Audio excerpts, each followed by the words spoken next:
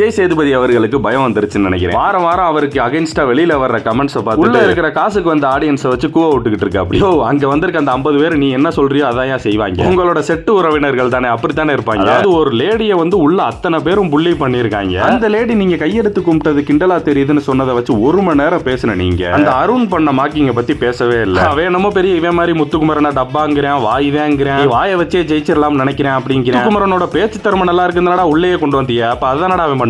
விஜய் சேதுபதி நினைச்சா அருண்கிட்ட கேட்டிருக்கலாம், அது எப்படி நீங்க அப்படி சொல்லுவீங்க முத்துவை பார்த்து அப்படி. ஆனா விஜய் சேதுபதி அப்படி கேட்க மாட்டாப்ல. அப்படி கேட்டா முத்துவுக்கு பிளஸ் ஆகும். ஏன்னா விஜய் சேதுபதியே ஹோஸ்ட் கிடையாது, வார வாரம் வந்துட்டு போற கண்டஸ்டன்ட் தான். விஜய் சேதுபதி பேசுற பாயிண்ட விட முத்து பேசுற பாயிண்ட்லாம் கரெக்டா இருக்கு. அதுக்கு அப்படியே ஸ்விட்ச் பண்ணா கூட நல்லா இருக்கும். விஜய் சேதுபதி தூக்கி உள்ள போட்டு முத்துவை தூக்கி ஹோஸ்டா போடலாம். எல்லாரும் பசியில இருக்கிறப்ப பிரியாணி செஞ்சு நைட் நேரத்துல சாப்பிட்டு இருக்காங்க. அதுவும் எல்லாரோட ரேஷன்ல இருந்து எடுத்து சாப்பிட்டு இருக்காங்க.